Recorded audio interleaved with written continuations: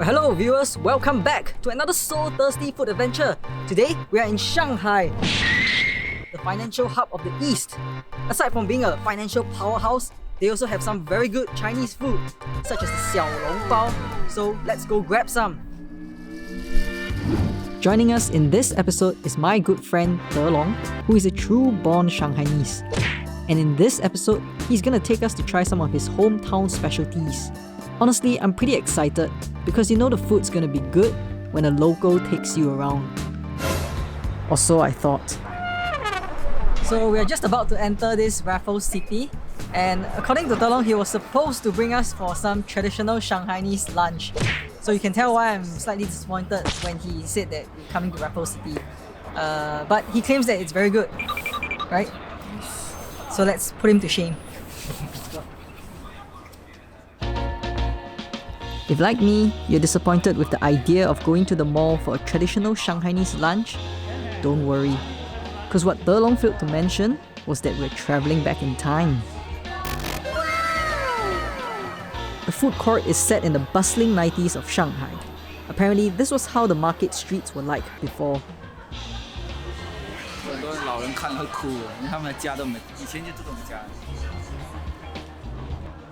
But aside from the food stalls, this place is filled with many scenes and gadgets from a bygone era, familiar only to those of a certain age.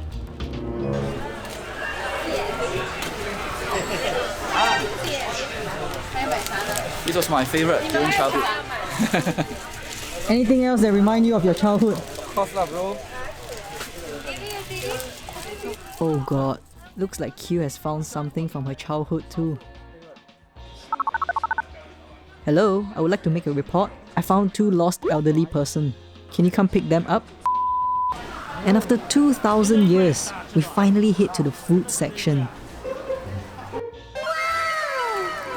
So Long, explain to us what are all this? This is the cai fan.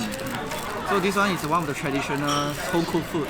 You're saying like yeah. old people like this, right? Old people like this, but not everyone can cook this because if you put too little water, the vegetable will not like cook. Too much water, it become porridge. And what's all this like?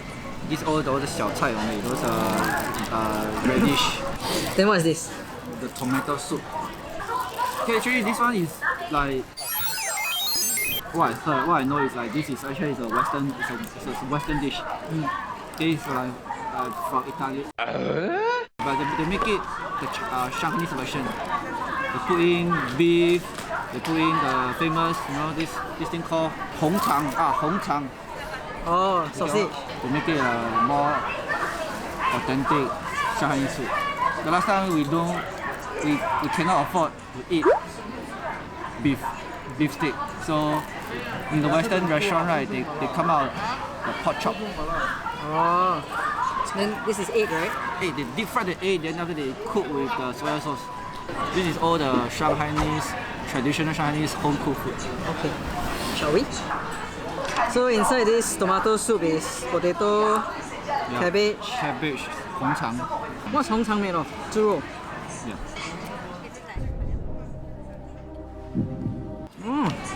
Got the smoky flavor. Last time we eat this like snack also. Because the Hong Chang come in this the one whole long sausage. So every time we nothing to do. Because last time kids nothing to eat. I mean there's no much things to eat. So we buy the whole thing, then where we go just buy. Buy the So according to Long, this dish is the hardest to prepare. But let's give it a go.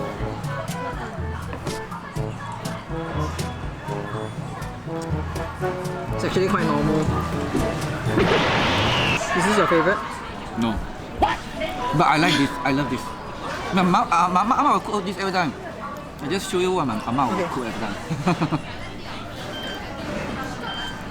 Okay, this egg is really special. Like the exterior crust is clearly deep fried before, and then it's based and soaked in this very mild soy sauce, so it's not too salty. So it creates a very interesting texture on the outside. So according to Long, this is the Fanta of China.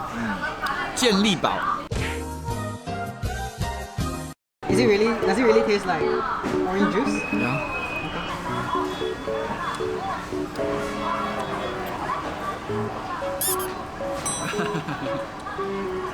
Fanta, it really is Fanta. After that heavy meal, you can continue immersing yourselves in the 90s. I don't know why there are so many wax figures here. This one just looks so creepy. No, these are real grannies. So the next time someone asks you where to visit in Shanghai, tell them Raffles f***ing place. Here in China, there's street food and there's 小吃. 小吃 translates to small bite or one-biters.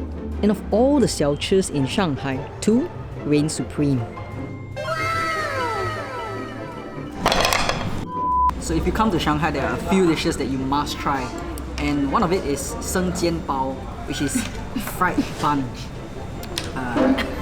You have to be careful when eating this because like the meat, the juice will explode out when you bite it.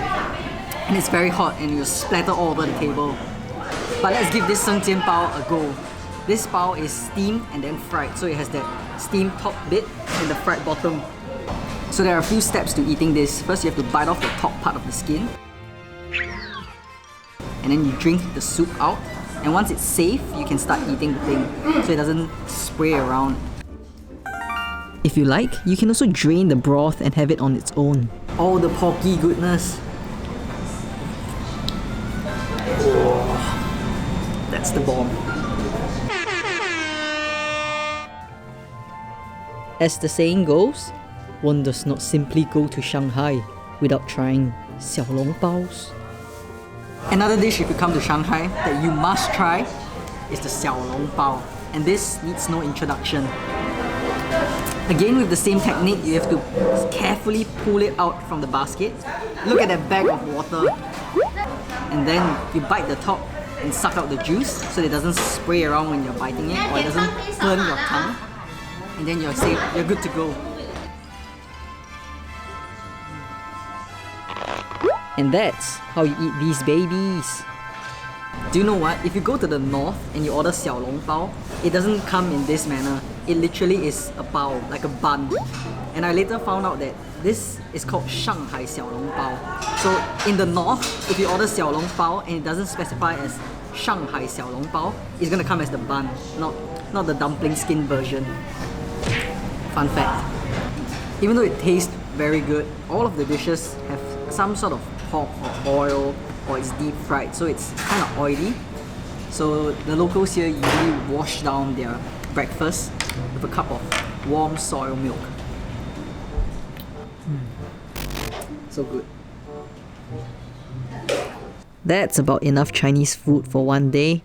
So for our final stop, we're gonna have something different.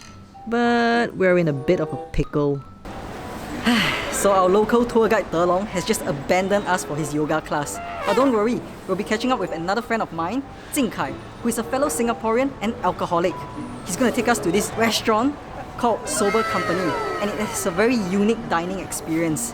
Apparently it's one of the top few bars in the world, ranked 5th in Asia. With a company motto like come sober and leave tipsy, how can I possibly say no, right? So let's go find Zinkai. There he is. There he is. Can you just sit down? I want to eat. If you come to Shanghai, then you should try some of the fusion food here. Plus, it would be a crime not to try this Foie Gras Mapo Tofu. I never tried Foie Gras before. Huh? I don't really like liver. But not trying and not liking is two different things.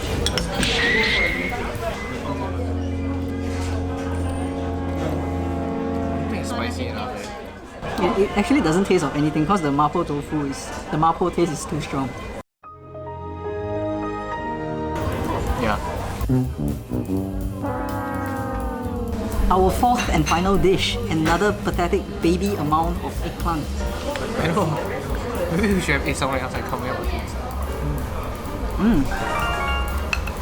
I think the main point of coming here is to drink because the portions are really tiny. Maybe it's because they want you to drink more. So let's find out more about this concept of theirs. 这个餐厅是怎么 work 的？我以为是要有那个3个token。Token 的话是这样的，每一站每个人点一杯鸡尾酒，的话就在这站我就可以给你一个 token。然后3站的话都去过了之后就可以去第4站。第1站是在下面，然后第2站是在这里餐厅，第3站的话就是在这个墙后面有一个就是隐藏的一个 bar， 然后在那个 bar 里面有一个隐藏的空间就是 tips。好。Now we just do it. I've gotta say, this was quite an experience. Kind of feels like a game. Like once you've cleared level 1, you head up to the next stage not knowing what to expect. So it sort of builds up the anticipation all the way till you reach the secret bar. So it's game on, baby.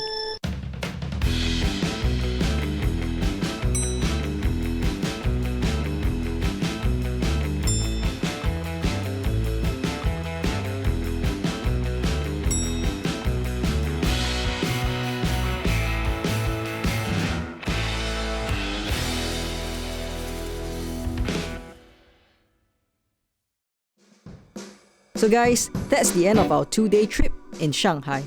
We hope that this video has given you some ideas on the authentic and the exceptional cuisines that this city has to offer. Also, if you planned on visiting Shanghai for a couple of days and aim to explore as much as possible, then be sure to check out the first part of this Shanghai series. And if you have made it this far, welcome to the bonus round. In the next episode, we will spend a day outside of Shanghai in Anji, where we'll dive into the bosom of Mother Nature. If you've enjoyed the videos so far, please be sure to like them. Well, that's it for now guys. You've got to excuse us while we get tipsy. But many thanks for joining us, and don't forget to subscribe and stay so thirsty.